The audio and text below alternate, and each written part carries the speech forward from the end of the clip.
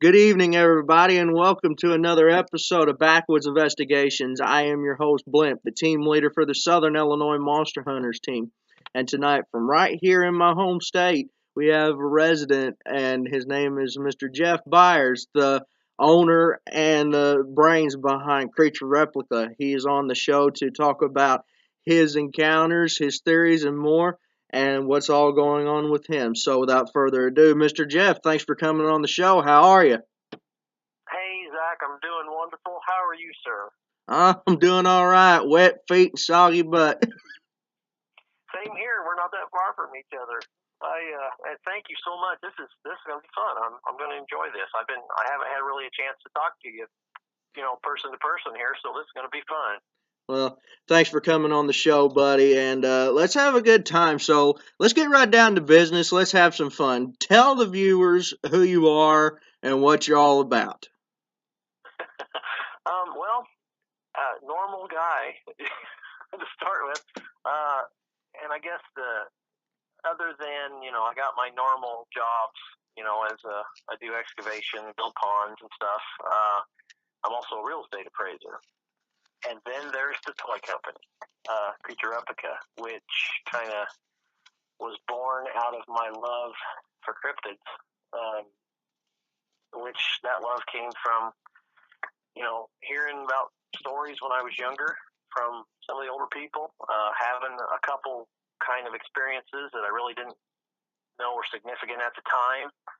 And, of course, once you see the Patterson Gimlin film, you kind of get something set in your mind, and then we're all scarred by the Boggy Creek movie and that kind of stuff. So I am, I'm just normal, as just like working guys, just like you. I know you're a hard worker, but the toy company is kind of my outlet, and it has taken me a lot of places. I've got to see a lot of stuff and meet a lot of people, and that is a very fun thing. Very good. So we know a little bit about you. So before we really get down to the nitty gritty, tell us a little bit about Creature Replica. Where did that come from? How did it get started? How long has it been going?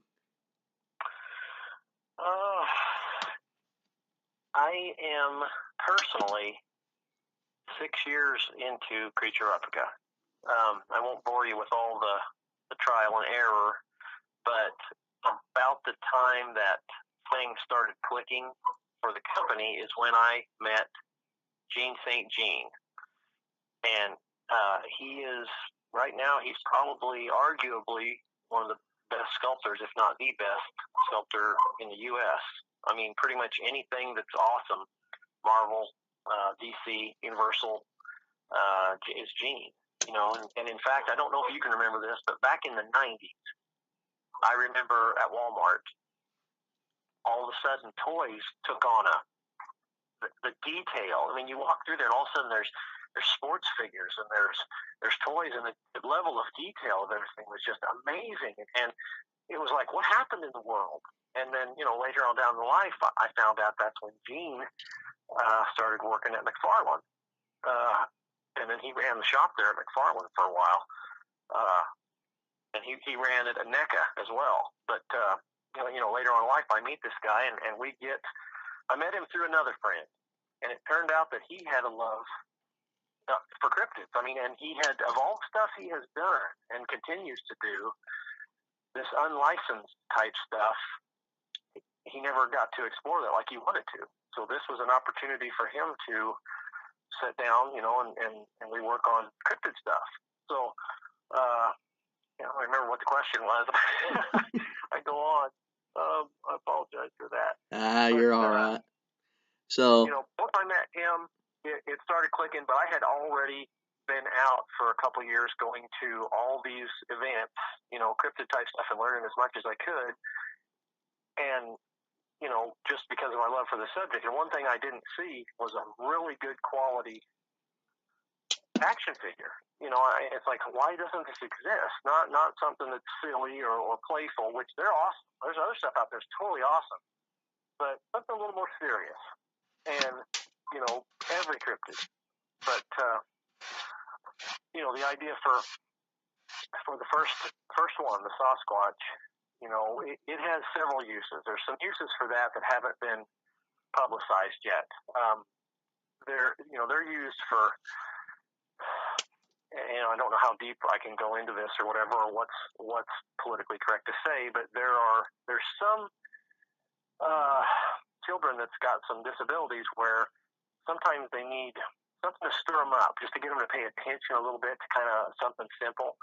And there was a lady out in Maine that asked for some of those to set on the table to start conversations with.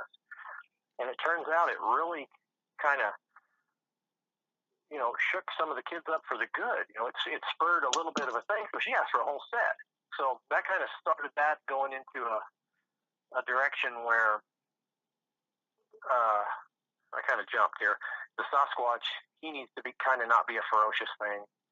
That's how that happened. The Yeti, he needed to be kind of surreal. That's the pop culture version of Yeti.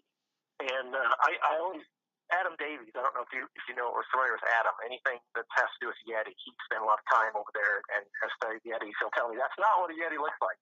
I'm like, I know, sir. Someday we'll do one, just like they look. But this one had to be kind of, what everybody thinks a Yeti should look like. But it took off.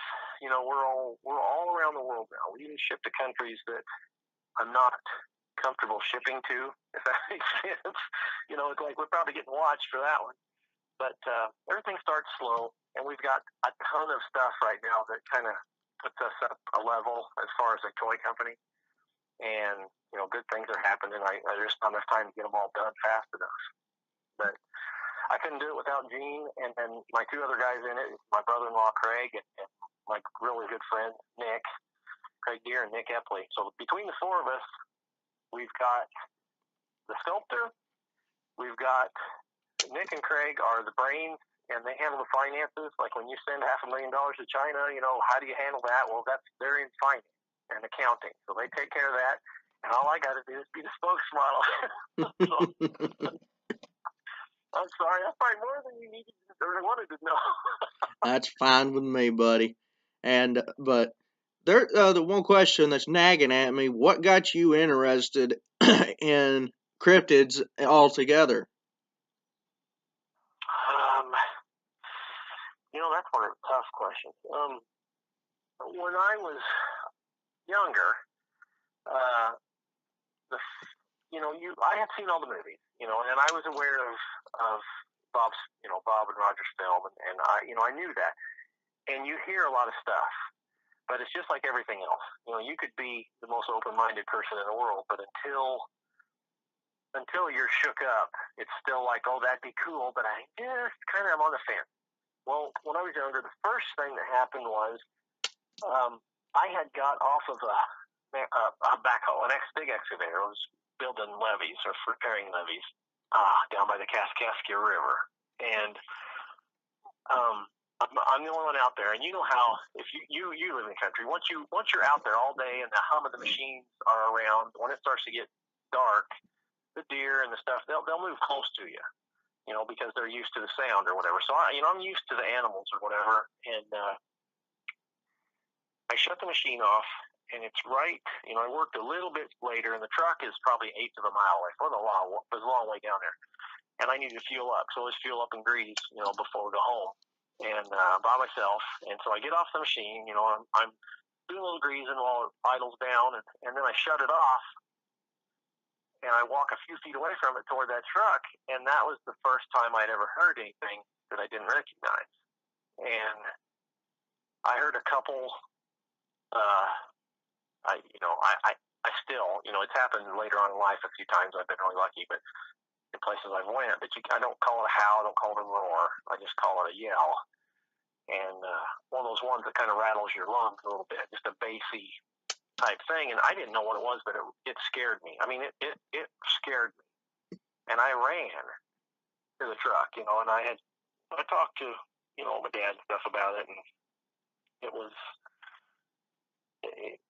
that kind of stuff has happened before. So you're like, well, I don't know at that point, I'm younger. I don't know what all kind of animals are in Illinois. So, it's just, yeah, I know it's an animal, but you don't think too much about it. You don't put two and two together. Now, looking back, it's like, hey, I'm in an area that has been 50 years, the levees were built, but it had been 50 years since that timber had been in. And I'm very good about cleaning up and housekeeping and stuff, but when you're in there making a mess, if something's around, it's gonna get mad. Basically, I felt scolded. Looking back, and I have things that have happened that lend weight to that theory, since. But that was the first time.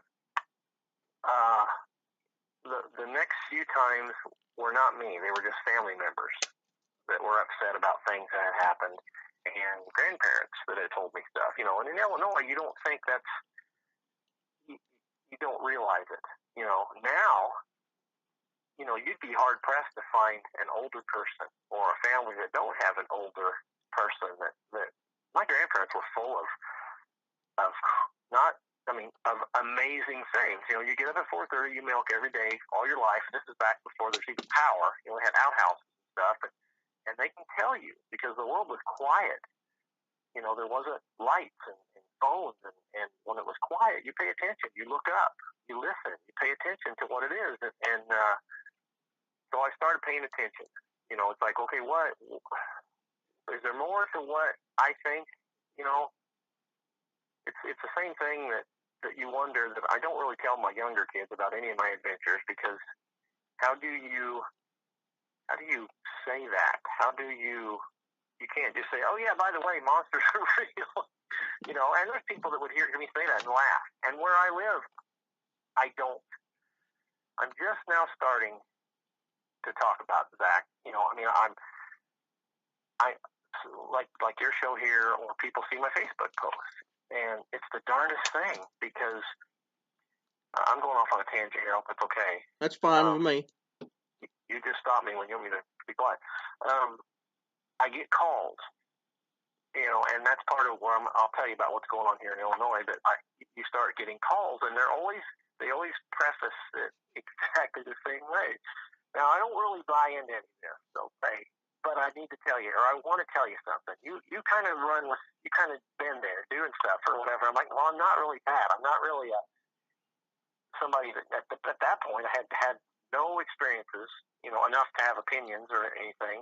But you start learning stuff, and since this all began, I know what notes to take and where did this happen, and tell me exactly what happened. And I promise I won't tell, which I still don't. And darn if I haven't narrowed down a certain area that has, Class A stuff happening from 40 plus years ago to 2 weeks ago. 2 weeks ago this Sunday, I got a call. And it is in a little area that is the place where I made my first foot cast. I found two prints and made my first cast. And it was kind of funny because I took a job. Last summer, I didn't really have much time, but I took a job. There was a subdivision going in, just not really a subdivision, it was just being subdivided. And it was back in this area where that's not been logged. This is virgin timber, and nothing has happened as you go down to the river, and there's quite a bit of timber there. And it's right in this general area. So I took that job. I'm in that area, and I'm spending my evenings down there. And that one morning, I took my first cast in one of the ditches I built, which was right by this bean field. It was right by the bean field, and here's the timber, and I got a step down in the ditch and one up at the top. And I was amazed because I had just back drugged the whole place. So I would have had 100 feet of stuff, but it just so happened that caught my eye, and I was excited yet completely mad at myself. But you don't show up to work expecting that, so you're not looking for it. But that's how I kind of got this area. And a funny little thing, my dad, I don't talk to him about anything, but when we first took that job, he moved in some equipment, and he told me he was actually talking to my mom. And I'm sitting there, and he says, the darndest thing, he said, I dumped that machine off. He goes, and I was filling it up, and he said, something kept banging, like knocking on wood out there in the timber. And he said, it happened 3 times. And he said, there's not a house for miles around there. And I just kind of smiled to myself, and I thought, I wonder. I mean, that means nothing, and then it could have been something else. But I just kind of thought that was interesting. Anyway, I kind of found this little area, and I'm getting people that are opening up about it, and I'm just now starting to kind of go back out there and get permission to explore, and that's where I'm at with that. Very cool. So, you do research on cryptids to inspire the figures that you guys produce, correct? Oh yeah. What? Go ahead. Go ahead. Native American folklore is where kind of everything came from with Sasquatch. I mean, there's other stuff and there's accounts, but it's very hard to talk to someone, of that heritage, but it's getting easier now. And it was always like, we want to be as respectful as we can with this. And of course, we don't use any artwork or anything like that, or specific stories. But I kind of respect that history more than you would expect. I think it's all right there. You just got to look. So, out of all the research that you guys have done to produce all these different style of cryptid action figures, what is, and I know that you guys have, like you just said, what's the most creepiest cryptid that you've researched that's inspired your figures and your artwork? You're dragging opinions out of me here that I really don't ever talk about. It's kind of like it. It's like I'm venting. And this, Zach, I'll just tell you, this, because I don't know anything. I'll put that right now. I mean, I have. Well, you know that I'm kind of a fledgling member of the Ohio Night Stalkers. Mike Feltner, Mike Miller. Mm-hmm. They have taught me how to do this, and they have taken me to 5 states. And I have had enough experiences to have opinions. That's kind of how I say it, because I have arguments with people. They'll tell me what they've read on the internet, and I'll say, okay, this particular thing has happened 4 times. The first time I was crying because I was scared to death. The 4th time, you're ready, and you're like, I'm going to pay close attention. So I love them guys. I mean, they're like my brothers. I wouldn't change for nothing, and they're out there, and they're doing the research, and I just, if you hear me say stuff about them, I just can't say enough good. So that being said, I paid very little attention to the term dog band, and I talked. I mean, there's in Ohio, Jody Cook. He's kind of the Dog Band Project guy. A few conversations with Jody have shaken me up. A conversation with a conservation officer at a reservation. I won't give any details or anything. I was over in Defiance, Ohio, at the Dogman Symposium. Lyle Blackburn and Ken Gerhardt asked me to come. And we got to be in the same room. The vendors got to be in the same room as the speakers. So I got to hear a lot of people.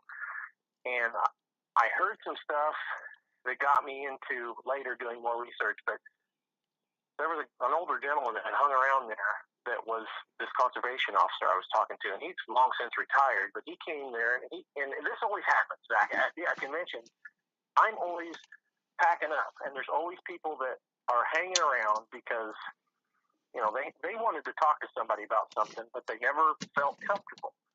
So for whatever reason, I end up talking to people while I'm packing up, and they will tell me their experiences.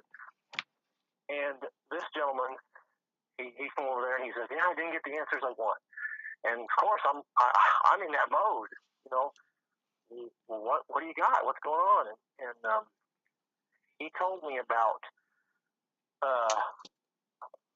I don't want to say more than what they entrusted me, but I'm actually not telling you anything if I kind of touch on stuff. He had some experiences with wolf type, human wolf type. You can't mention the term shapeshifter. Anybody, of that, they'll run away from you. It's just taboo to talk about it. But he told me some stuff, and genuinely, fearfully, he was the first guy to tell me stuff that was kind of dogman. What you would consider canine dogman. Since then, I have talked to people, and I've kind of been privy to some stories and some evidence, and not like some of the stuff you see that's, well, yeah, that could be anything, or it's blurry or whatever, but and that bothers me. It bothers me to think that, because I'll tell you, Zach, at one point I was, I thought I knew everything. And when you visit areas that are active as far as Sasquatch, and I know there's quite a few of them around every state. I mean, there is. You don't hear about that. That doesn't take. Everybody keeps that private. That is a privilege and a blessing to be in one of those areas, and people protect that. And that's how it's always going to be. And that's where your research is being done. That is where understanding and trying to figure it out happens. It's not these bigger organizations, beer drinking parties. It's not that. It is these private people that have their area where things consistently happen. They are, they'll be the ones to figure something out. And where was I going with that, Zach? You was talking about with the feller talking about the dogman in Defiance, Ohio. Oh yeah. That's what I was going to say. I thought I had it figured out once, and then my world got shook up when I experienced some stuff and got to be around some stuff, and then I'm like, well, what else don't I know? Well, as I learn that there may be something else out there, it scares me, because stuff that I'm thinking, well, I know what that is. I know what's happening here, and I kind of know, I think I know what's doing it. Well, when you have, I'm just going to throw out an example. When you have a different eye shine color, and you go home thinking, that's what that was, and you start thinking, well, was I close to something else? The other stuff I kind of laugh at. Jersey Devil, Chupacabra, other stuff we're working on. Wendigo is frightening, but I haven't really got into it yet. We have versions of that ready, but Gene kind of did the research on that, so and that's also a taboo Native American type thing, and I totally understand that, and it's treated with respect and just like we do. But the dogman thing, in answer to your question, is what rattled me the most. And it wouldn't have, Zach. None of this, it would have been fun. Oh yeah, that's what happens, and that's what's being seen, and that's, had I not had my other cryptid experiences that it shook me up and told me I don't know everything, then I wouldn't be able to go back and say, I didn't know that. Maybe I don't know this, and it's just like every time you go bigfooting and have experiences, it's like you have 100 questions. Once you think, well, that's how that works, and that's why this, and then something else totally happens that blows it away. It's like, well, what the heck, what happened there? But so the dogman is the short answer would be dogman. That's like I tell a lot of people with my research. I go in the woods with questions I want answers to, and I always walk out with more questions than I did when I walked in, and very few answers. Yep. It's an ever-growing puzzle. It is, and I'll tell you, I'll be the first to tell you this. There's people that have beat me up over it, but if you take, there's some people that other people consider wackos. They take static, out west and stuff, people just get beat up because they said this is happening currently. Well, when you have different experiences that are happening repetitively in areas, it's just like you said, you have these questions, and I'll be honest with you, I don't talk about this, and if you want to hear some of the stories, I'll tell you, but there's got to be a little bit more to it than an ape. There's a little more intelligence there than that. There's a conscious interaction happening. So if that can be, and this is just my opinions, but if that can be, who am I to say that that's as far as it goes? Because, a year ago I was like, nope, it's just this. And then a year before that I was like, man, there really isn't any way this is happening. So, where does it stop? It's learning things. Exactly. And that's like I was the same way 13 years ago. Of course, I always knew that something was out there. Growing up, I always heard stories of the hairy man of the woods and the old people of the forest, and I never really would have understood, would have figured that they was basically right in my backyard. They're not. It's like I tell everybody. Um, Usually, whenever it comes to Sasquatch and Dogman and all that, they're not in the UK. They're not only in British Columbia. They're not only in the UK. They're not only in Tibet. They're not on the other side of the world. They're usually going to be right in your backyard. Yeah, exactly. Exactly. I'm with you, man. I've grown. I'm 50, so I spent my whole life. I lived in Pennsylvania for a couple of years, but I spent my whole life here. And did I know that 40 years ago a bunch of stuff had been being noticed? It's 15 minutes from my house where I go. I mean, in Central Illinois, which is largely just fields. You find these areas that are kind of a little bit vast and hilly and rivers and stuff a little bit, but all I had to do is pay attention. Raise a question, talk about it. That's one of the great things about conferences is when people are there and they're like, I just want to talk to somebody about this. And one of my favorite things and why I'm a Night Stalker with Mike and Mike is they don't pick areas that look cool. I mean, they talk to people all the time, and every time they call me, it is because there's something going on, somebody's frightened, it's messing up, life for them, horses don't settle down. I mean, there is stuff going on. You get down Kentucky way and I love going there, and I love taking one or two family members. It's always very small groups, no lights, no massive equipment or nothing. Always seem to have better luck if they have one or two little digital recorders. Anything else, I've always had nothing happen if there's been more electronics out there, and I'll get into that theory later if you want me to. But yeah, go out there and take the people with you, and once in a while there will be activity, and what have we learned? Well, we learned that we didn't die. We learned that whatever this is, it's kind of upset that we were out there, so maybe this area over here down in the pasture, don't go there. Keep the horses up here by the barn, don't go down there, let it be. And then it's the greatest thing in the world to say, okay, Mr. Jones that lives about 2 miles south, and they're like, yeah, I don't talk to him, but I know who that is. Well, I have his permission to tell you that he's kind of fighting some of the same battles, and if you want to talk to him about it, go ahead. You guys, talk about it, and don't make it this like the first time I went, it was a fear, and when I was younger, it was just fear, Zach. I mean, I was scared to death, and like I said, the first time I went was actually one of the defining moments.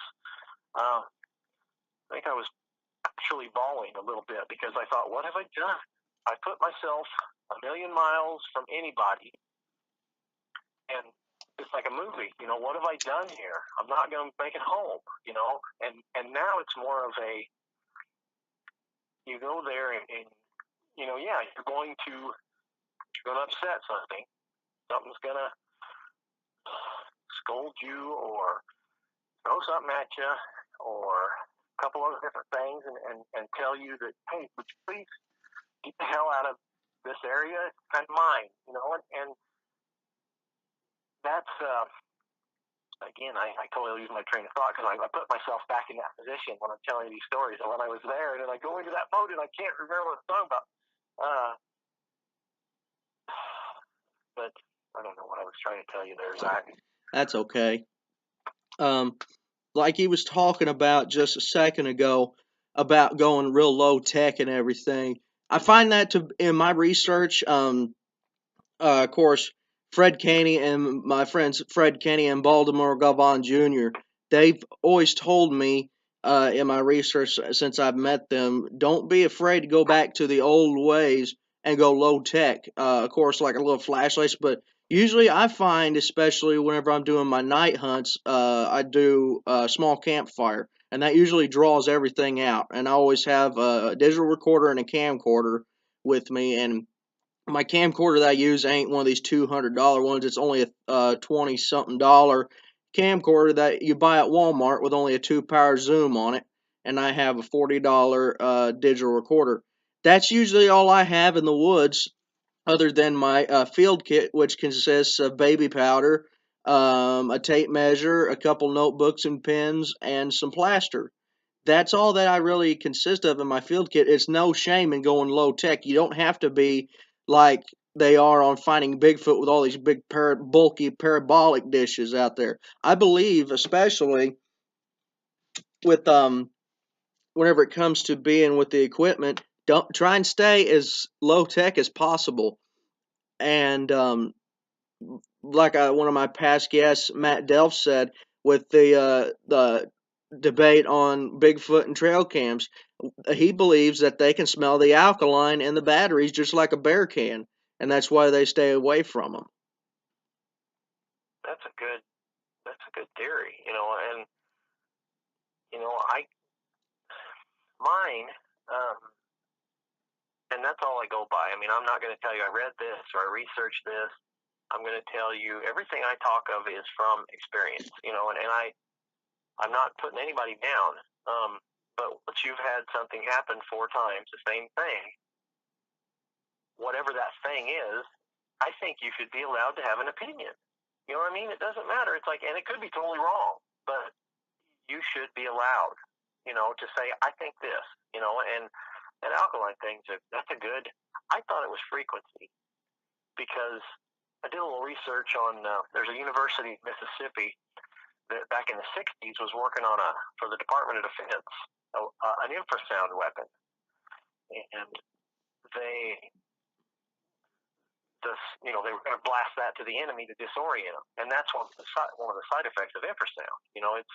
It'll make you feel a pressure, or it'll make you sick or emotional, or, it messes with you. And it actually haunted the laboratory. Okay. That was, when I read this, it's right there in the university notes. Or they thought they did because they were seeing black figures and stuff like that. And it turned out that this infrasound was affecting their paranoia, and it was vibrating the liquid in their eyeball. And it wasn't haunted. It was just an infrasound event. So when I'm reading, I'm thinking, I wonder if some of the haunted or areas perceived as haunted is like maybe a natural frequency, a natural infrasound from the earth or something. But I'm digressing here. But 4 times, Zach, I've got to experience what I believe was infrasound, and it's every time it's been with the Night Stalkers.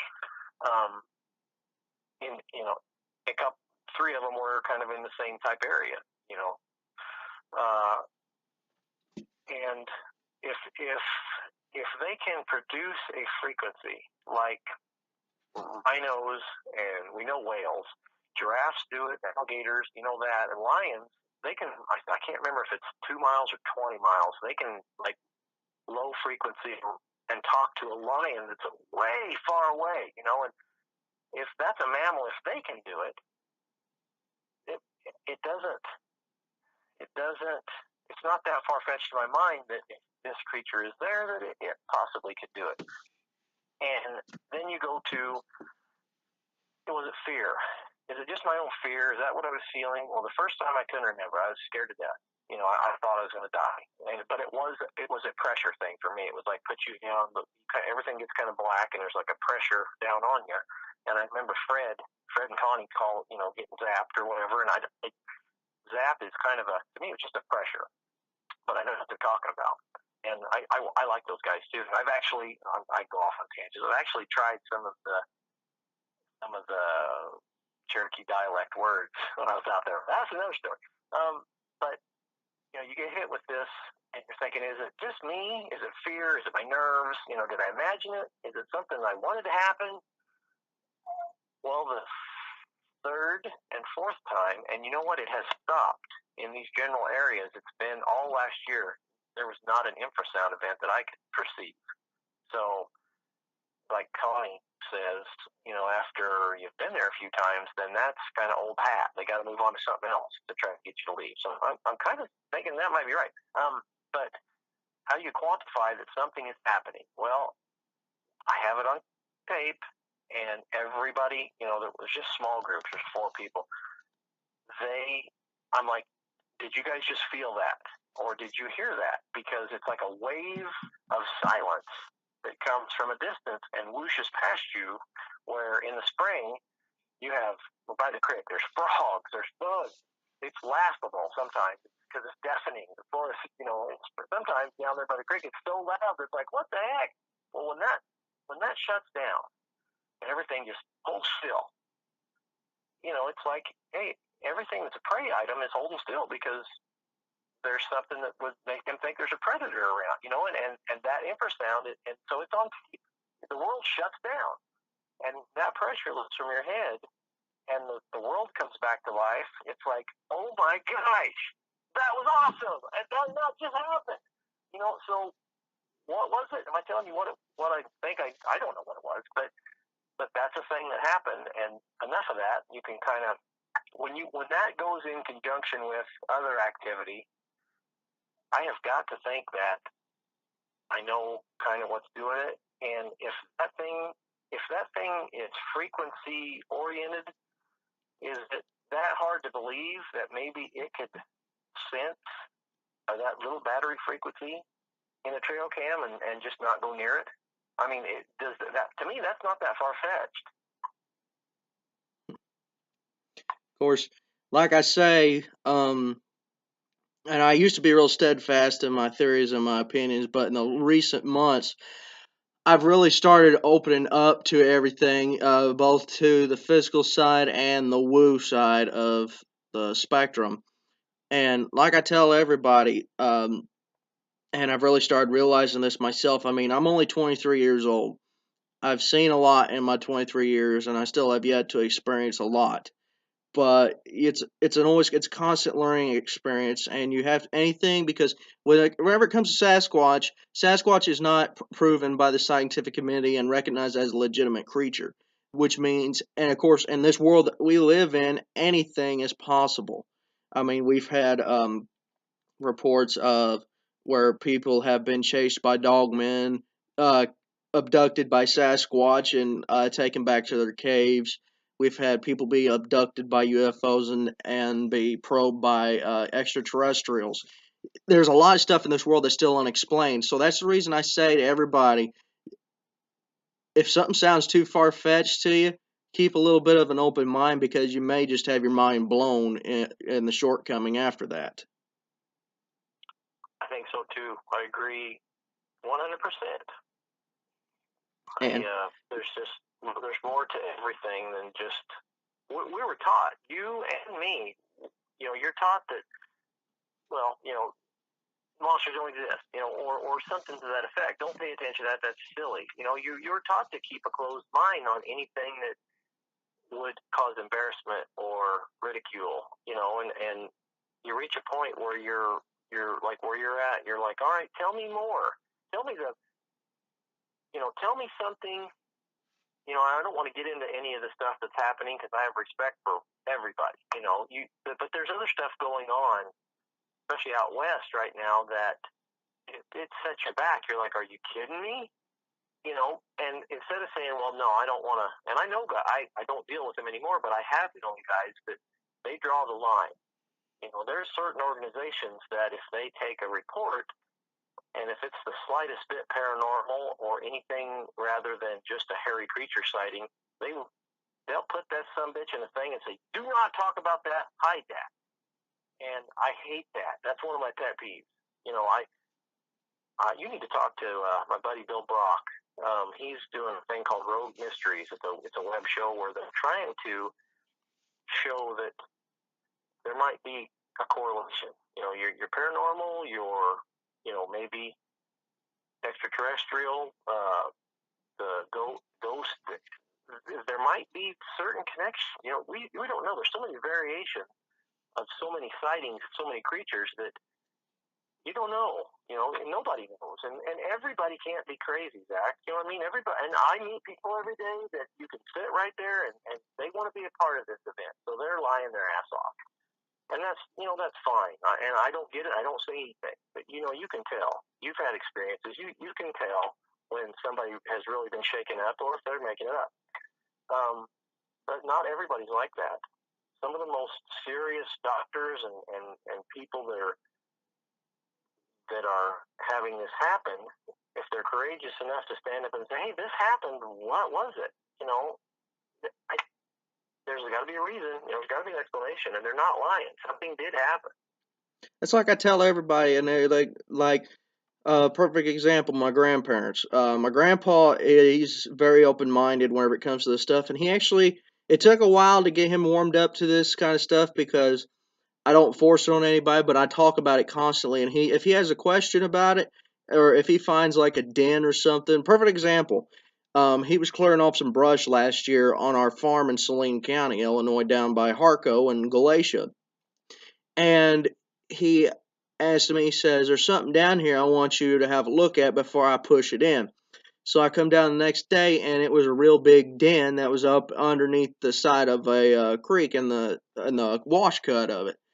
And I mean, he has me look at stuff like this, and especially whenever we have cattle die, he always has me come down and check to see if the neck is broke, if there's any kind of identifying marks on them. But like with my grandmother, she thinks it's all a waste of time, and she thinks it's just a big joke. And I keep telling her, I say, you can't be closed-minded in this world and everything. And my grandparents they were brought up Christianity. Grandma was Pentecostal, and my grandfather is a deacon with the Baptist sect of Christianity. And I was raised up Southern Baptist too. But you got to keep an open mind about everything. It ain't all just in black and white. And like I say this a lot on other podcasts I've been on. I say people that are closed-minded they go and they think they want to live life thinking they got everything figured out, and then live in this little world where they think they have everything figured out, and they get upset whenever something could come along that could possibly turn their little world upside down. Yep. Yeah, and they do. They take offense to that. You're not going to shake my world up, and so they keep that closed mind. I go off on tangents. I got kind of a funny story. Not funny, but I had been having stuff happen and coming home. And my wife is a doctor of physical therapy. She was the first doctorate graduate out of WashU there in St. Louis, and that's where she went to school too. She's very, very. She thinks with a different side. I kind of have the artistic side of my brain, and she thinks with the other side for the most part. And we talk. It's funny, And she kind of worried about me. She never said anything negative. You know what I mean? But I could tell. She's like, "What's happening to you? All of a sudden you're telling me things that are kind of out of character, and why would you say something like that? And I could tell that. So I had a chance to go with the Night Stalkers. They did a little presentation down at Expedition Bigfoot in Cherry Log, Georgia. David Picara and Melinda. I don't know if you've heard of it. It's a museum. We've got life-size exhibits of history of Bigfoot, Sasquatch. He just actually opened up another one called Bigfoot Outpost. His life's work. I love them guys. But I went down there. Well, we went out to an area that just had some events happen. And I didn't want to drive down there. I had to work late. So I took my son, 19. And he helped me at the event because I was helping those guys. And I had a little vending table. And David had just was thinking about carrying my figures, which he does now. So my son went with me. Well, after that, we went out to an area that had recently had activity. And Mike brought their Night Stalker brand of shaking up the place. And it was the first time that my son, it was very eventful as far as that goes. And he was shook up because it was like, all right, how can any of this be? And there was no visual, a few vocals, a few rocks, and as you probably know, some heavy foot stomps, which you'll never hear one unless they want you to. I'm totally a believer of that by the way that the movement has happened. If you're hearing them, they either are trying to intimidate you or they want you to look that way so that something else can move. I feel that's one of my opinions, that I have. But he kind of got shook up, and we didn't talk about it much. And then he asked me if he could go on one of the Night Stalker adventures. It just so happened we were, West Virginia that time. And it's pretty much Kentucky, there's a giant area there that they take in where stuff's going on. But I took him last spring with me to the area where it's fairly active in the spring and fall. And him and me both had our epiphany moment, which is a longer story I don't want to get into, but now I didn't have to say anything. And it was almost exactly 2 weeks before he talked to me about it. We were in the car together, and he was like, Dad, what do I do with this? And I'm like, you don't do anything. You keep that right here, and you be very cautious on who you tell that to, because around here, for now, that's, he just graduated last week with engineering surveying. And I'm like, you can't really talk about that. You just got to keep that. That's a special thing that we have. But the moral of the story is that now I have my son. I didn't tell my wife anything, but he kind of told her. We basically reenacted some stuff in front of her, and she's looking at us like, all right, from here on out, you guys just, don't bring it home. Keep it there. We'll talk about it someday, but I have that now. I have that with him, and now she doesn't worry about me. She just knows that some crazy stuff's happening and something we do for fun, and don't tell her about it so she can sleep. But it's not. I might paint a negative picture here. It's all fun and loving, but still, if you come home and she come home and started telling me I'm being abducted by aliens, first thing I'm going to do is say, are you all right? Are you losing it? That's natural. Exactly. So I've been lucky. You could say blessed that I got to have experiences with another family member. So it's and it's there. It's there. I've got to go to several dates, like we were talking about earlier, where things consistently go on, and I hate people that say I've been a cryptid researcher in this area my whole life, and I've never had. I just heard that right here in Central. I read a thing in the paper. They did an article on a quote cryptozoologist, and he'd never had any actual personal experiences, but he's read a lot on the internet. And I'm like, Go, and it all boils down to one thing. You've got to agree with me. You find places where there's being reports, and it may take you an entire summer. You go there, and you sit your butt down in the middle of nowhere, and you wait. Maybe a little bit, like you said, a fire, light little bit of music, or even a light conversation with another guy is enough to, if something's around, to draw attention, curiosity. That's you got to do that, and you got to be willing to put the time in to fail too. I went 10 times last year, and 4 times were amazing, which is a miracle. So who would have thought? 4 times. I got to. I don't know how much stories you want me to tell you, but they when you go into an area where for whatever reason stuff's happening, they don't want you. You'll get several different things of scolding, and I didn't realize what the whistles were. Like when you come into an area, you got to whistle up the hill, you got to whistle down the hill. When you leave an area, there's rock clacks. At least down south where we go, that's kind of a thing. And I learned real quick: do not clack rocks. I don't know if you've ever tried that. Don't. You'll hear some of the recordings that the Night Stalkers have. At one point, I got the bright idea to crack some rocks when stuff was going on, and that was when the biggest rock we ever had came and hit the tree beside us. And I'll send you these recordings or whatever, you can hear it. But I actually out loud apologized. I said, "Okay, I'm sorry, I won't do that again." But I was scared. But you go a certain thing and you'll get the rocks, and sometimes you'll get the vocals, and there's other stuff I could tell you about later, but they will. Here again, I lost my train of thought.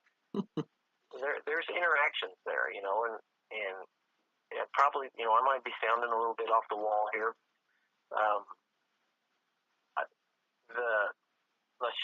I'll just put this out there, and people, if they listen to this, they'll probably call me and say, "You're an idiot. That's not what that means," and that's fine. I want to hear that because I don't know. I'm just telling you what I think.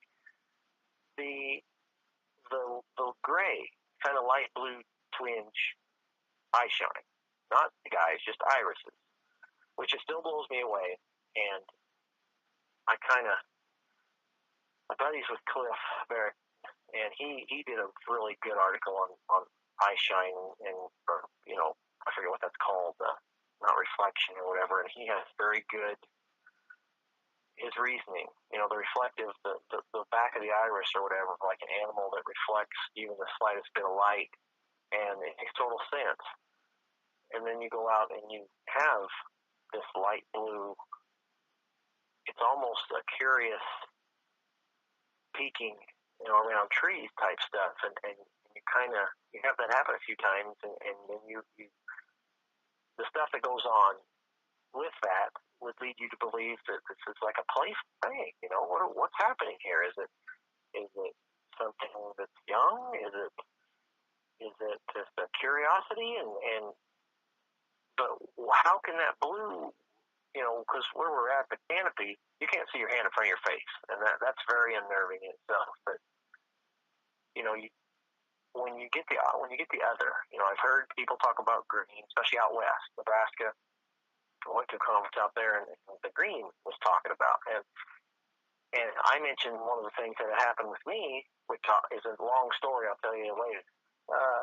With red, and the lady that I was talking to, very nice, knowledgeable lady out west.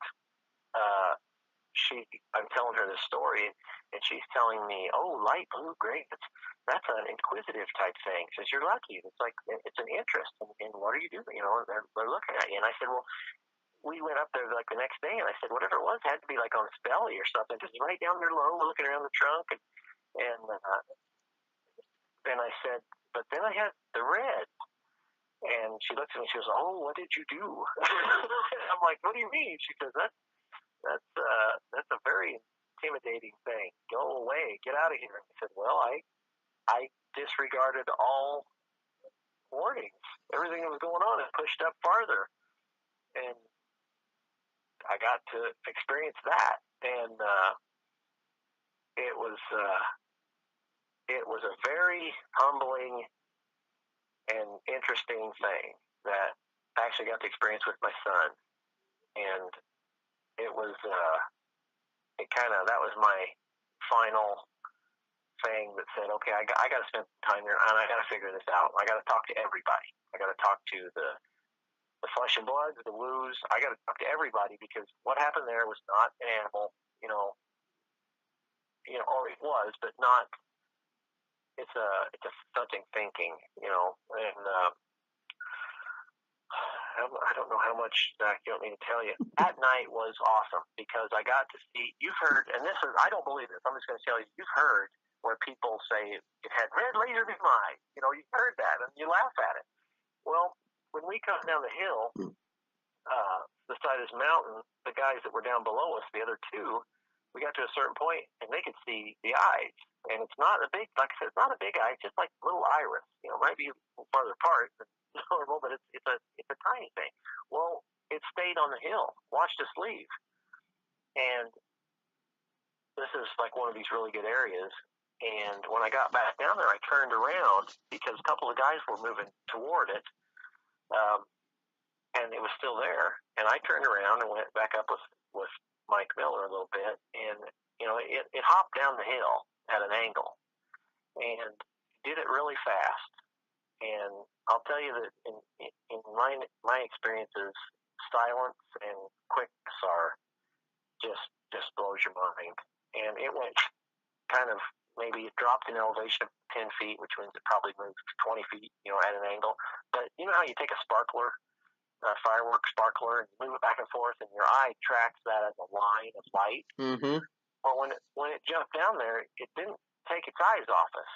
It did like the sparkler said. You see that line of red, and like, that's what people are talking about, because that was so cool. It looked like that. It scared the hell out of me, because I thought it was going to go ahead and come down, but it made that thing. And I'm like, I know what people are talking about there, and I used to laugh my ass off when people said that. That's not what it was, but that's what it looks like, And it was cool, because multiple things that night. We were not welcome, and I got to tell you this: we don't provoke anymore. I've learned enough to know that just being there is enough. Provoking causes negativity. I mean, so don't do that anymore. But they won't really want us to leave. So while we're watching the hill behind us, we were all the way back down to where this dirt path was. We had the Jeeps right there, and we hear bump, bump, bump, bump. We hear the stomping, the bipedal thing in front of the Jeeps, because Mike Feltner had asked. We couldn't see each other. It's like I said, it's really dark. My son had sat down on the tailgate there, and Mike didn't see him, and he was worried. He's like, "What's your son doing out there?" And the son says, "Hey, I'm right here." I mean, we're 2 feet away from each other, and about the time he says, "Well, who's out? Out there?" We get the proverbial stink. It's like sulfur and roadkill, and that, and I think, I'll tell you my theory on that. That was our sign to get the hell out of there, which we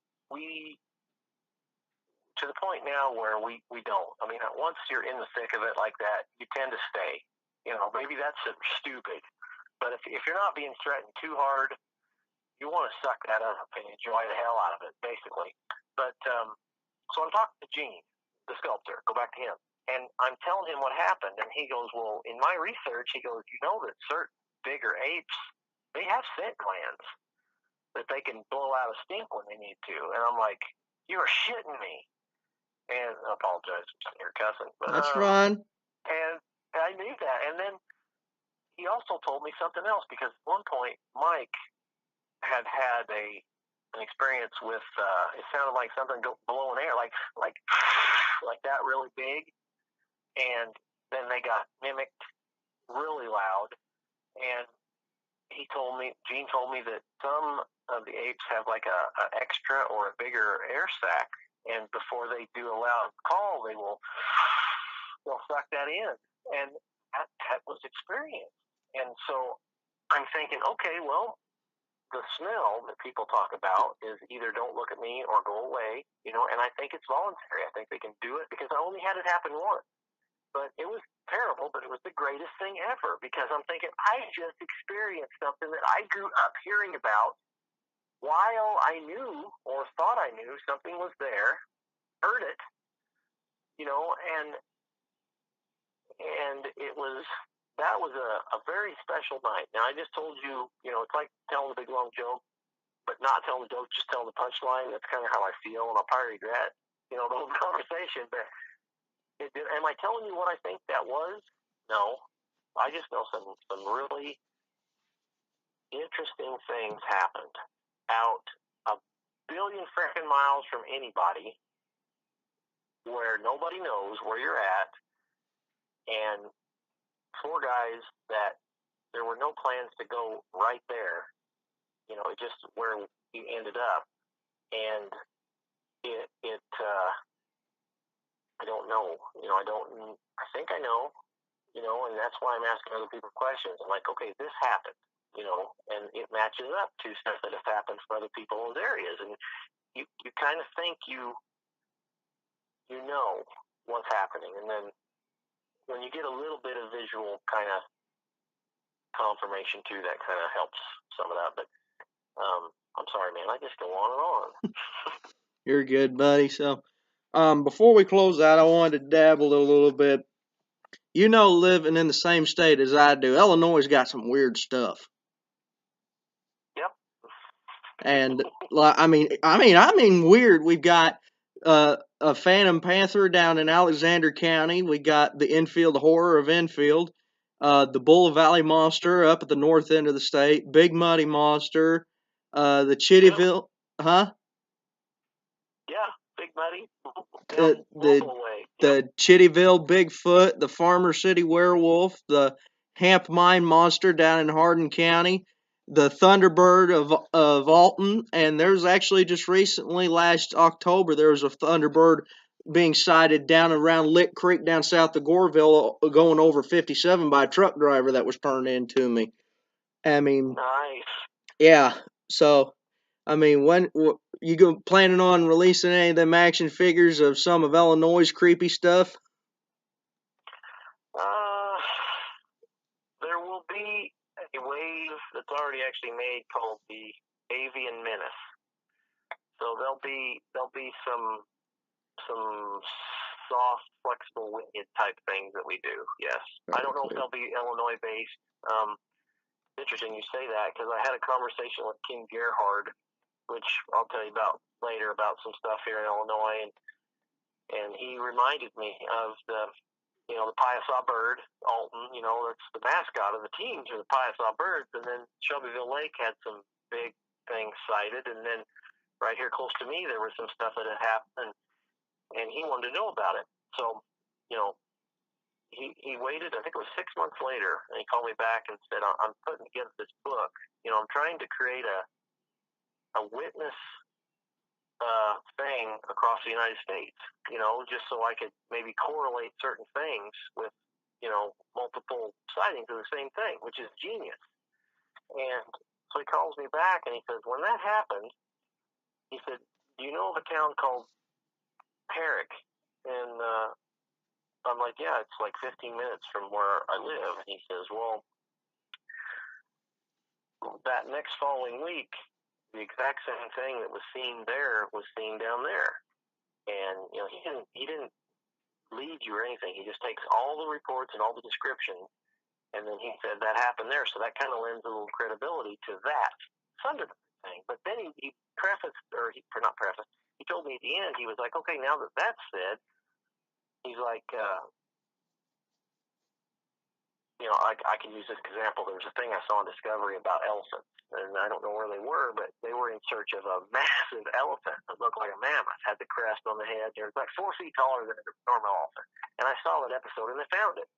And it was a gene that had got thrown from way back. And so he tells me that. He goes, that history right there where you guys are in Illinois, and you too, Zach, there's a history of, super large birds. And he said it's not a monster and it shouldn't be frightening. He just says once in a while a gene is thrown and you get them like in humans, there's 8 foot tall humans once in a while. You get a massive creature, what would be a bird or whatever, and there's enough stuff there to sustain it, for a while, and it's there. It happens in nature all the time. He says, don't fear it, and don't think you're nuts or anything like that. It's just that happens once in a while. It's in nature. It's a total normal thing, and the fact that he could tell 2 people not to think they're nuts because another dude's seen it is really cool, Anyway. Well, I did it again. Started talking. it's about time for us to get out of here. But before we do, if anybody had any kind of reports in your area they would like to turn into you, how would they contact you? And if they wanted you to come out and investigate, yeah, how do they contact you, get a hold of you? Oh, just my Facebook page, Jeff Beyers. And Okay. my logo is the CREATUREPLICA logo. So, I mean, there's more than one Jeff Beyers, but I am that one, and just message me, and if you just want to talk about it, I can tell them some stuff maybe that's happening close to them and calm the situation, and it's all private, totally confidential, and that'd be awesome. All right. So, and another question: what's next for Jeff Beyers? Next weekend I'm spending 3 days with the Night Stalkers, and I'm actually heading to Alien Con in Pasadena with Mr. Bob Gimlin and Russ Accord. I'm going to be with Chuck from Sasquatch Syndicate, and we have some new little alien figures, and I'm going to kind of introduce that. I'm just kind of getting into the alien thing, and I really want to meet David Duchovny and Giorgio from Ancient Aliens. I want to meet him too. Very cool. But yeah, and we got tons of figures, Zach, that are ready. It's just timing. We got to get together. We got to figure out how to promote, and we've got certain things that are going for special events, and there's a lot of stuff happening. Everybody's like, when's the next thing happen? It's already happening. It's just a matter of when it goes in production. Very cool. And final question before we cut out: what little shred of wisdom would you leave our viewers with that are just now getting into the field of cryptozoology research? What shred of wisdom would you leave them with?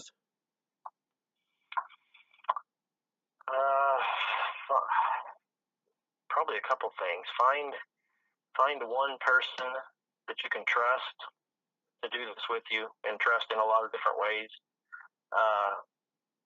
Try to be, personally, when you go out, try to be as respectful as possible to the people around the land and to whatever's there. I think you're going to have more luck approaching it in not a fearful, don't go out there and plan on, I'm going to get my evidence and be a millionaire. Go out there planning on kind of changing your perspective on life and enjoying this. And I've had the most luck, and that makes me feel good. So probably my only thing: try to stay away from the big money organizations as much as you can. And once you're doing it and people are aware of it, they'll open up to you, and it'll be slow. I want to talk about something or whatever, and just let it happen. That's very good. And that's very good words of wisdom, buddy. Well, Jeff, I've had a very awesome time with you on my show. Special thank you for coming on the show tonight, sir. You're going to have to send me a bill, because I haven't ever talked about anything on the radio. It's like a venting counseling session. So thank you, man. I just feel like a big weight off my shoulders. Well, I'm glad I could be some assistance like that. That's the reason I do shows like this. It helps help people cope a little bit, get a better understanding of it. And not only that, I mean, it helps spread awareness that these things are out there: Bigfoot, Dogman, extraterrestrials, Thunderbirds, etc. Those things are out there. They're not just myth or legend. They are out there. Yep. So that's the reason I do this show, and that's the reason I continue to do this show. I'm already on season 3 with it. So again, I do greatly appreciate you coming on the show, buddy, and I'll see you on the trail. Yes, sir, Zach. Thank you so much. It was a blast. All right, thank you very much, and I'll talk to you later, bud. Take care, my friend. Yep. Bye. Bye-bye. And that does it, everybody, for another episode of Backwoods Investigations. Throw out a couple plugs. Be sure to check out Creature Replica that Jeff Beyers runs, and check out all the neat figurines and the action figures that they produce. Be sure to check out the Ohio Night Stalkers, Mike Miller and Mike Feltner. If you guys get a chance to, come on out to Virginia June 30th and July 1st. You can get to meet them personally, and you can get to meet me. I'm emceeing for that event. Also, July 27th at 6 p.m. in Crab Orchard, Illinois, the first annual Southern Illinois Monster Hunters Bigfoot Seminar will be taking place at the Crab Orchard Public Library. Doors open at 6 p.m. and it runs to 8 o'clock. It's free to the public. We'll be having a meet and greet at the seminar and then a Q&A to close out. I invite everybody to come on out. I expect to be having some big name people to actually be attending. Come on out and shake our hands. We want to meet every one of you. October 19th through the 21st, be sure to come down to Kingsport, Tennessee, to Bays Mountain Park Expo Hall for the Tennessee Bigfoot Conference. I will be speaking there along with Dr. John Stamey, Matt Delph, the She Squatchers, Papa Stro Maestro, and Boogie Woogie Man Valiant. It's 3 days of fun, 2 days for the Bigfoot Conference, and then the last day we're having a Comic-Con cosplay contest. So everybody's more than welcome to stick around for that. I will be there. So until then, I'll see you guys next time on Backwoods Investigations. Keep a wary eye out, keep your ears in the wind and your nose on the ground, and I will see you later. Be sure to like and subscribe to this and share the episode around. And be sure to check us out on Facebook, the Southern Illinois Monster Hunters. Like the page and share us with your friends. I'll see you guys next time, and have a very good night. Keep it squatchy, and God bless everybody.